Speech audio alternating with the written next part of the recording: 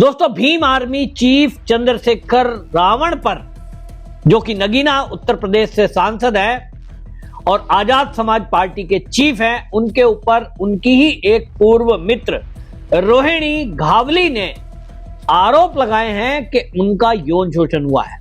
आरोप काफी दिन पहले लगाए गए, लेकिन अभी तक इस मामले में एफआईआर दर्ज नहीं हुई है। ये जो रोहिणी है, ये विदेश में रहती है और यूएन का प्रतिनिधित्व कर चुकी है। इसका आरोप है कि चंद्रशेखर ने उससे संबंध बनाए, अपना शादी का जो मैटर था, यानी वो शादीशुदा है, ये उससे छुपाया और उससे विवाह का वादा करके शारीरिक संबंध बनाए, उसका यौन शोषण किया। और वो अब कह रही है कि मेरा जीवन बर्बाद कर दिया इस आदमी ने। और ये आदमी भारतीय जनता पार्टी का एक टीम बी है। वो आरोप लगाते हुए ये भी कह रही है कि भारतीय जनता पार्टी की सरकार इसे बचा रही है, उसी के चलते अभी तक इसके ऊपर एफआईआर नहीं हुई है। लेकिन सवाल उठता है कि ये जो रोहिणी घावली है, इसने तो कोर्ट में बाकायदा अपना एफिडेविट दिया है, जज के सामने बयान दिए हैं और इस मामले में जज की तरफ से यानी कोर्ट की तरफ से जांच के आदेश भी दिए गए हैं।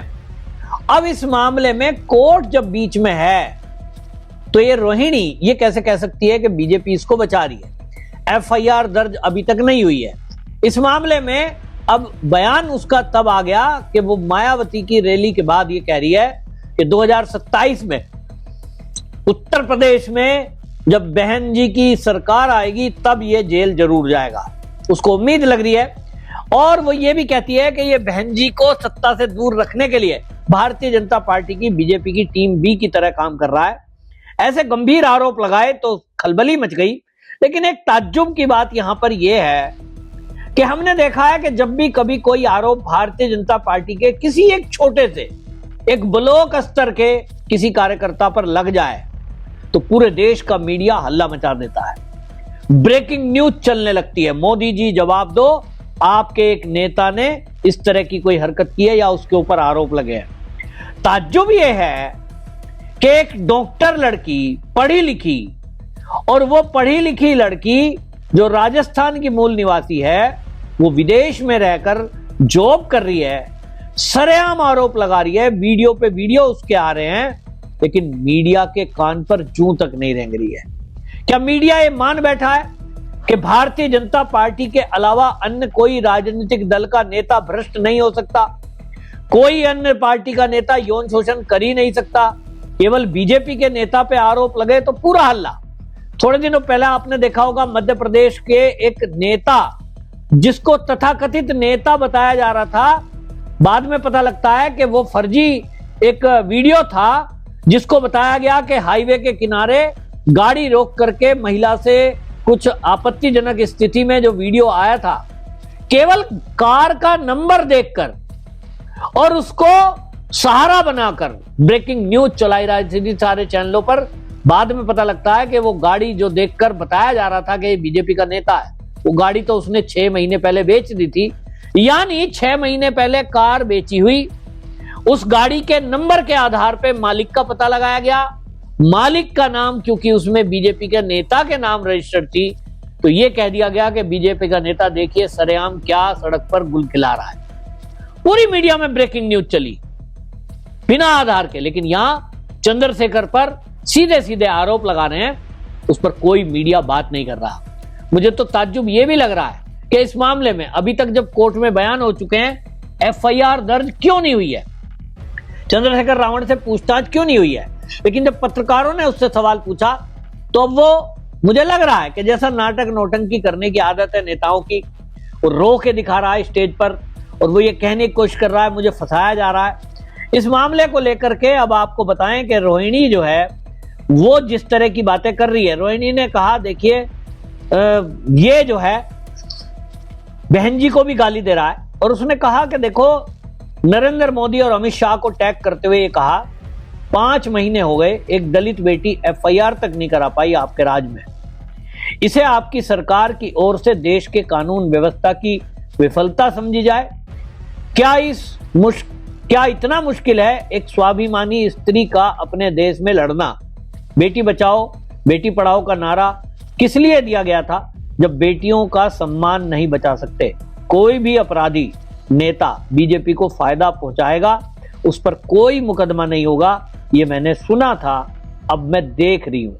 यूएन में जब प्रतिनिधित्व किया था उसकी फोटो इसने लगा रखी है और उस टाइम की फोटो लगाकर सीधा मोदी और अमित शाह को टैग करते हुए इस लड़की ने सवाल किया है कि जो बीजेपी को फायदा पहुंचा रहा है, क्या इसलिए उसके ऊपर एफआईआर नहीं की जा रही है। दूसरी पोस्ट में लिखती है कि एक लड़की से उसका सम्मान छीन लिया जाए तो उसके पास बचा ही क्या है जीने के लिए। अब वो अपने साथ हुए विश्वासघात के लिए लड़ेगी, चाहे किसी का कितना भी नुकसान क्यों ना हो। इस आदमी ने मुझसे मेरा व्यक्तिगत जीवन का सुख शांति छीन ली है, अब मैं इसका राजनीतिक और सामाजिक सम्मान नहीं बचने दूंगी। 1 साल बाद इसको कोई नहीं पूछेगा, देख लेना। इसके बुरे दिन शुरू हो चुके हैं। औरत की बद्दुआ, उसने अच्छे अच्छे साम्राज्य को खत्म कर दिया है, फिर इसकी औकात ही क्या है।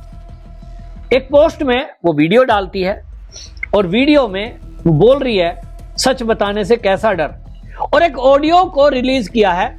उस ऑडियो में चंद्रशेखर की आवाज दूसरी तरफ से आ रही है। अब मैं उसको पुख्ता नहीं करता कि वो उसी की आवाज है कि नहीं है, ये जांच का विषय है।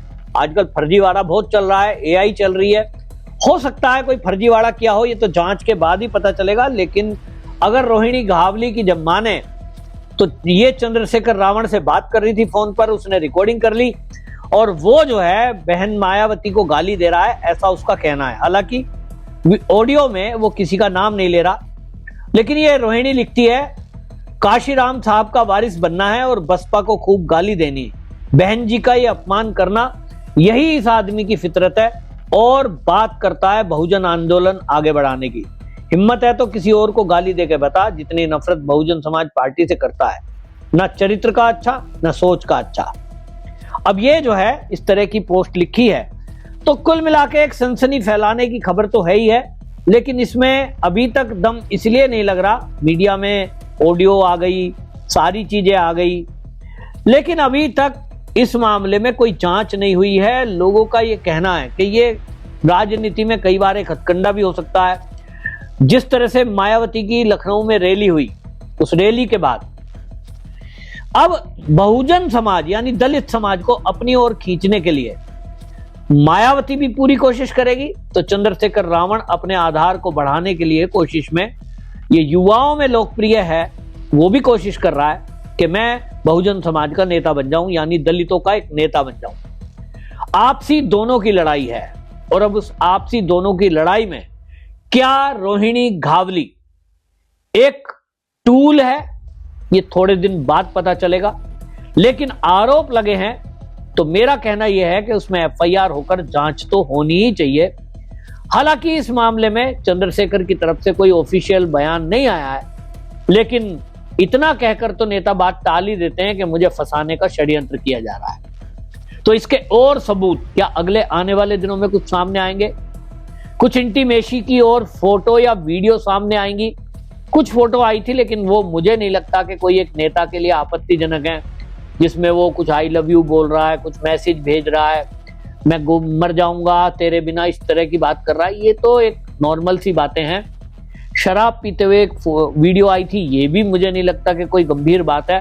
गंभीर बात यह है कि यदि रोहिणी घावली जो बात कर रही है कि उसको शादी करने का वादा करके उससे शारीरिक संबंध बनाए गए, उसे धोखे में रखा गया और फिर उसने छोड़ दिया, अगर ये बात सही है तो ये गंभीर मुद्दा है एक ऐसे व्यक्ति के लिए जो आज की डेट में सांसद है और एक जनप्रतिनिधि है। बहुत सारे लोगों की, युवाओं की, दलितों के युवाओं में तो खास तौर पे चंद्रशेखर की काफी साख है। और ऐसे में अगर नेता चरित्र का गड़बड़ है तो फिर उस पार्टी का क्या होगा और ऐसे युवाओं का भविष्य क्या होगा जो चंद्रशेखर के पीछे खड़े हैं, उसके साथ जुड़े हैं। तो इसकी मामले की जांच होनी चाहिए, दूध का दूध पानी का पानी होना चाहिए। और अगर रोहिणी गलत आरोप लगा रही है तो चंद्रशेखर तो भाई वकील है, उसके ऊपर मानहानि का केस करे। क्यों नहीं कर रहा है, ये भी एक आश्चर्य की बात है। तो देखना होगा अगले आने वाले दिनों में कोई नए वीडियो या फोटो ये रोहिणी घावली के द्वारा सार्वजनिक किए जाते हैं या नहीं, एफआईआर होकर इस पे जांच होती है कि नहीं। और जिस तरह के आरोप भारतीय जनता पार्टी पर लगाए कि बीजेपी उसको बचा रही है, तो इस मामले में अमित शाह जी को भी अब इसमें एक्शन करते हुए एफआईआर के आदेश तो कराने ही चाहिए, जिस थाने में भी वो पुलिस से एफआईआर कराना चाहती है। आपकी इस पर क्या राय है, कमेंट में जरूर लिखें, वीडियो शेयर करें। वंदे मातरम।